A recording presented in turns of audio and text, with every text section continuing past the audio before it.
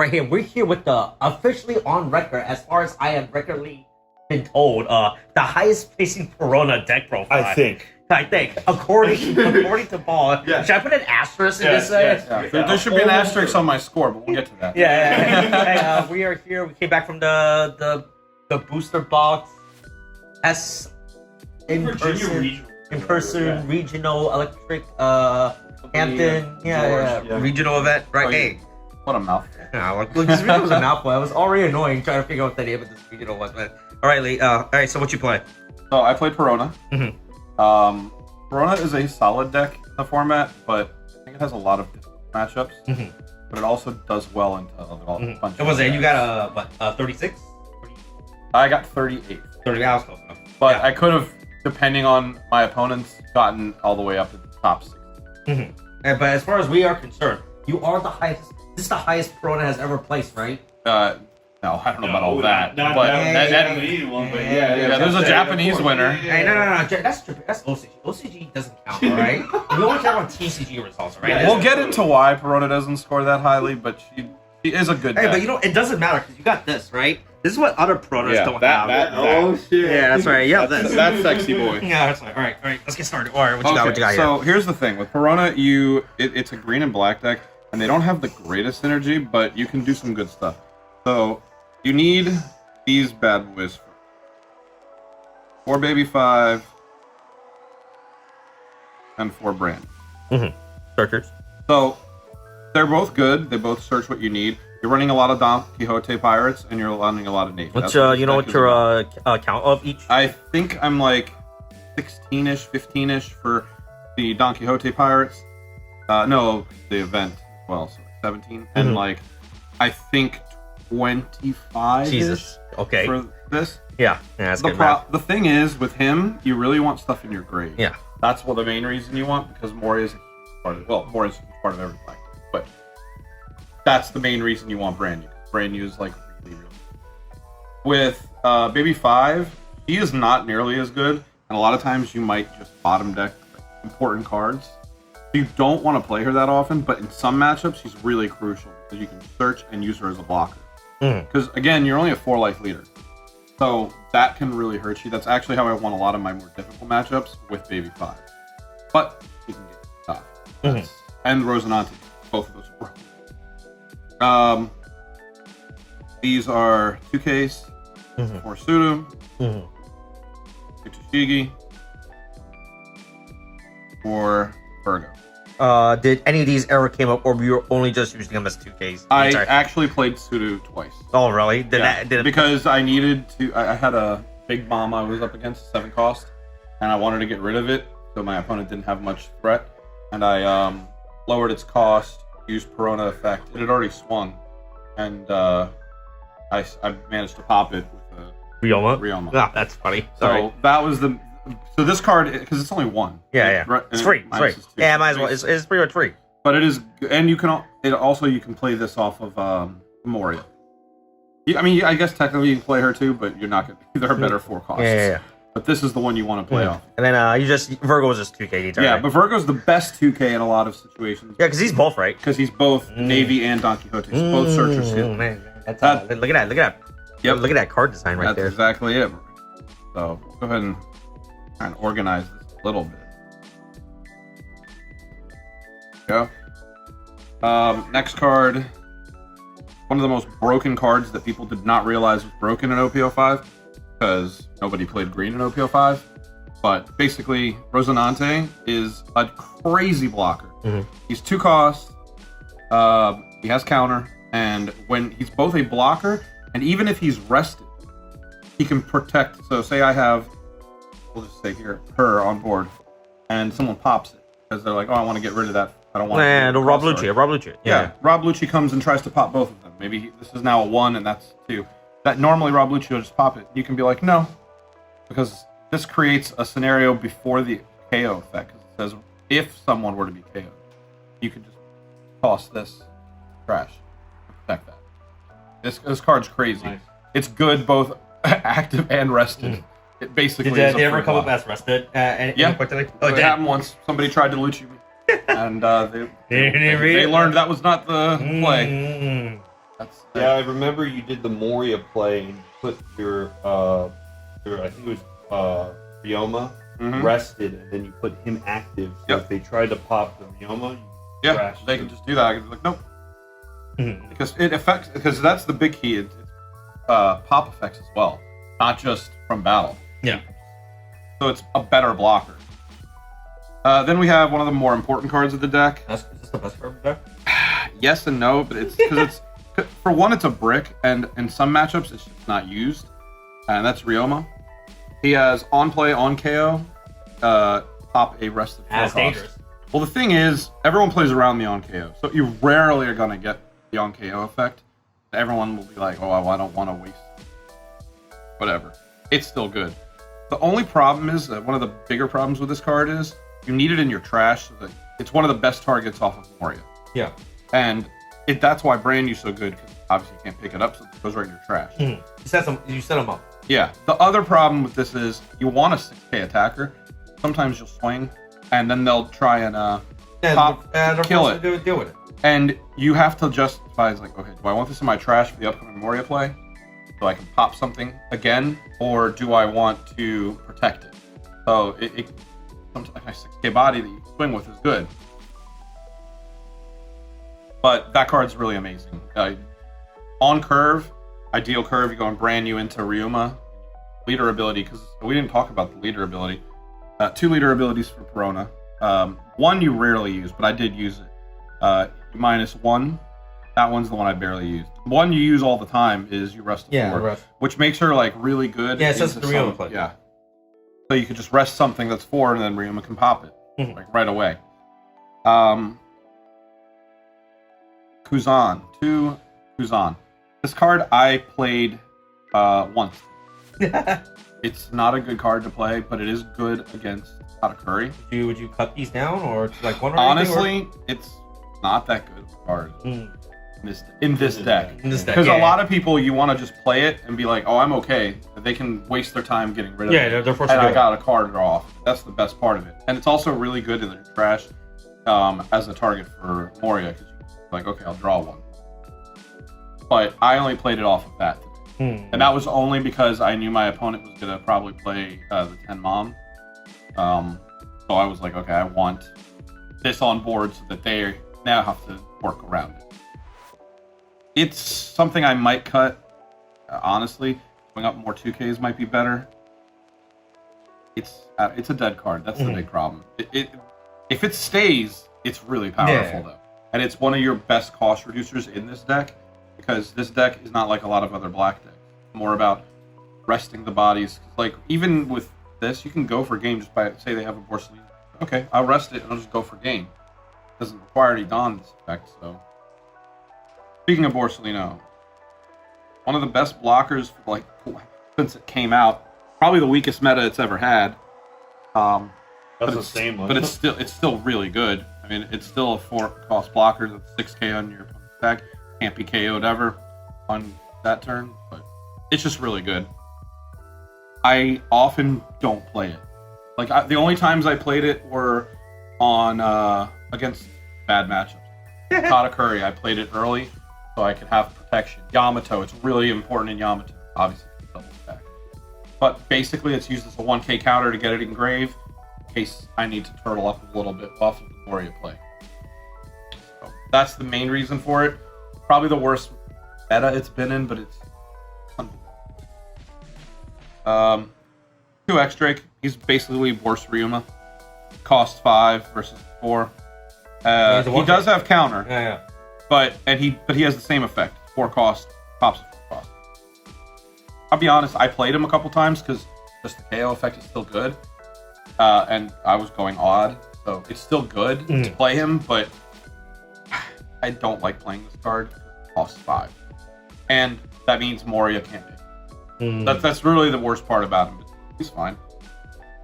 Sabo, this is good in your bad matchups. That's the best card ever. Best card ever. I mean, it's easily the best blocker in the meta.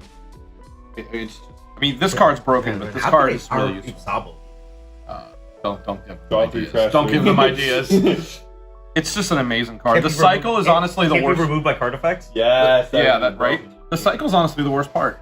And a lot of times I didn't even want to cycle. But there was a game that I played it specifically so I could cycle, turtle up against Curry. That really bad, my worst matchup. Statistically, that's a 10% win rate for Perona. So, but just being able to turtle up, protect all your board, and cycle out some. Maybe you're in a bad situation and you have some bricks. Let me get rid of both of those. You can get them in the trash for Moria later, something like Ryuma. Or you could just get it out of your hand and get counter. So it's a really good card. Brook. Oh, it's him. It's Brook. This is a card that feels bad to play, but because it's 6 cost. It's 6 cost, so it feels bad to play and it has no counter, but it trashes 4, which in some matchups is invaluable. Yellow.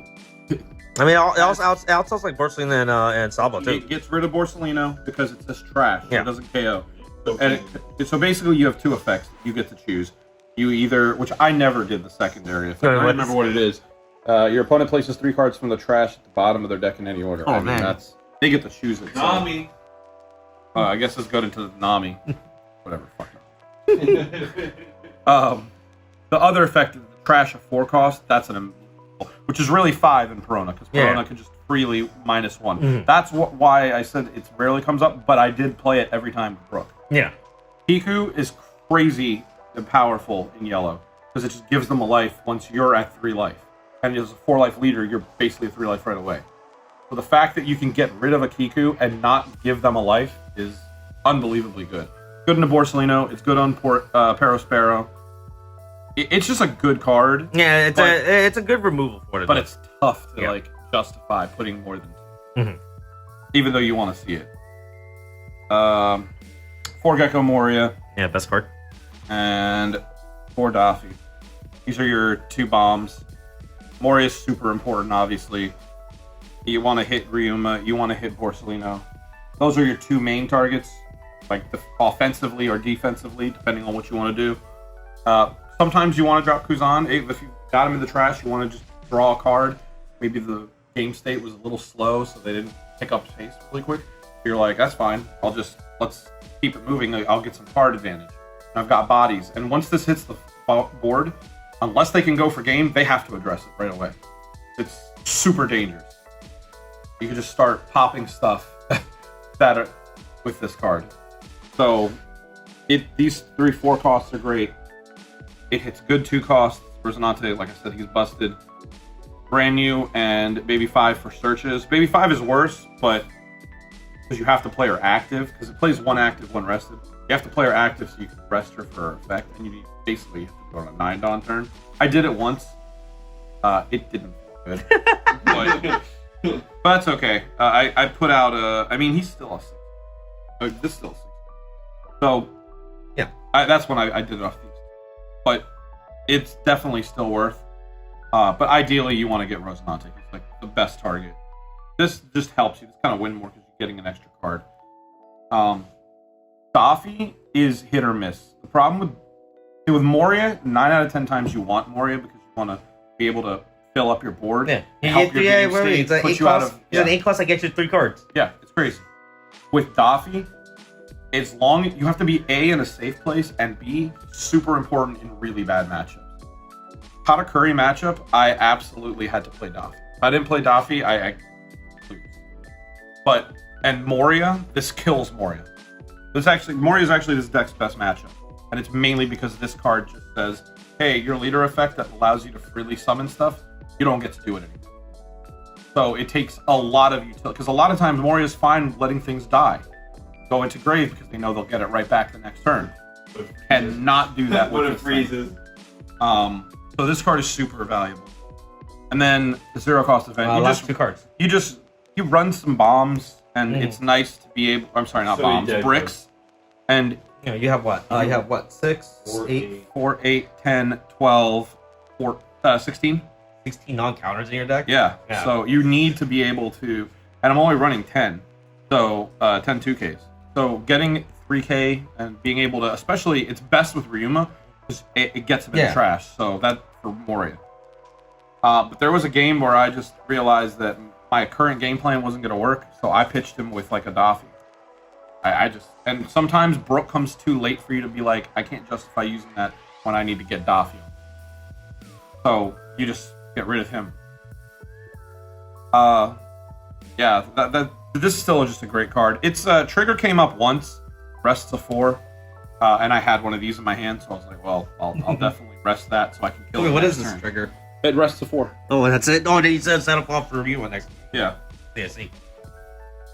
So that's the deck profile. Questions? No. So what are your matchups today, then? So today, my first matchup was against Amoria, which I won badly. I crushed this guy.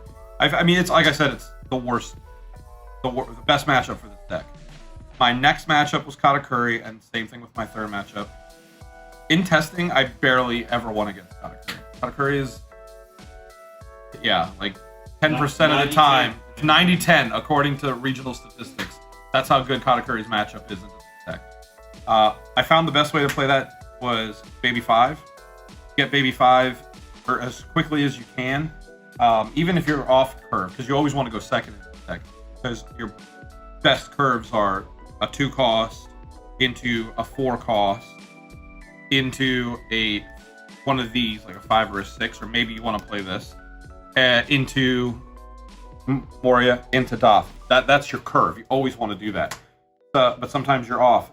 Baby 5 is really amazing because, say, I had to go first in one of the Katakuri matchups. I played her on turn 1. On turn 2, I searched with her, got another one, and played that one. That's right. She can search herself. Yep, she can search herself. And I had 2 of these rested on board. Well, the Katakuri only had 1 swing. So one of them stayed on board, and I got an additional card at the end.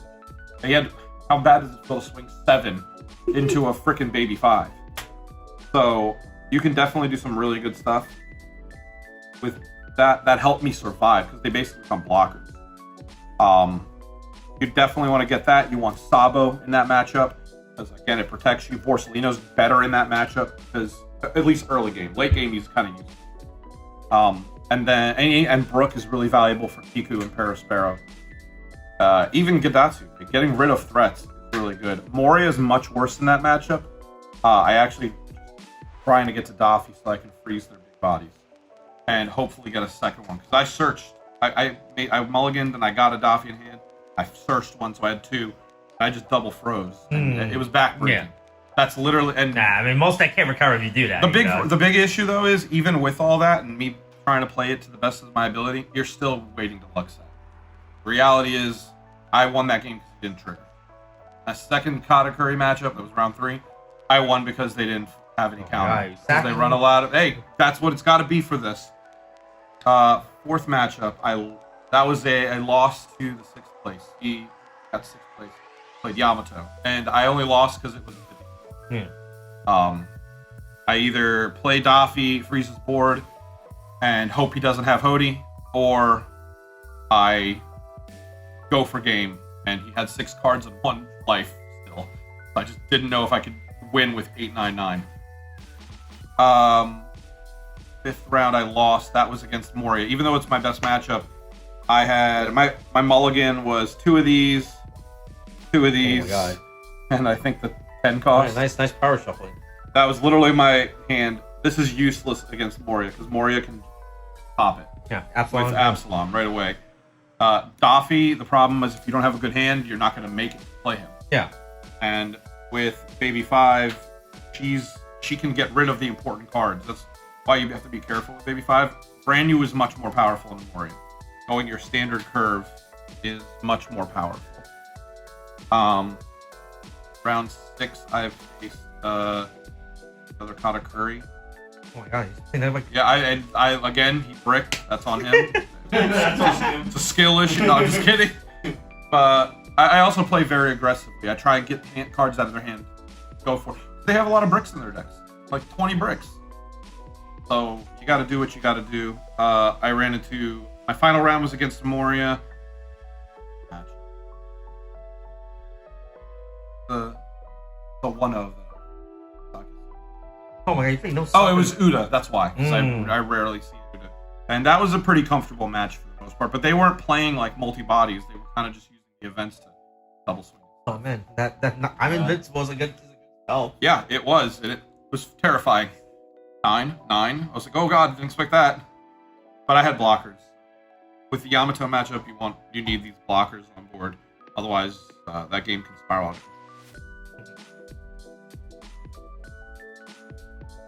out. Any final thoughts? Or anything? I think Perona is a solid leader for this meta if you can kind of dodge Katakuri. I know that's messed up to say, but like if you compare it to Moria, I think Moria's a better deck because Moria's worst matchup is Perona probably, and there are a lot less Peronas. Whereas her worst matchup is Katakuri, and they're everywhere. Yeah. And also, this deck kind of struggles against Reiju if they kind of draw powerful very early. Get the EGs on board right away, deck will struggle. But I think this is still a very good deck, and it can absolutely win. Luck stack your Katakuris, and if you or you could just dodge Katakuri, but he's harder to dodge because there's so many of them. But I still think this is a good deck. I don't know how long it's gonna last because I don't think it's a lot of help. Again, green and black is not the best combo. It's a weird color combination. Yeah, those are my thoughts. All right. Well, thanks, Lee. You got what was it? 38. 38. 38. Yep. That's pretty good for first time in-person regional. I'll take an $800 card. Yeah. That's fine. I can handle that. All right. That's the video. All right. All right. Okay. Thanks. Bye. Bye.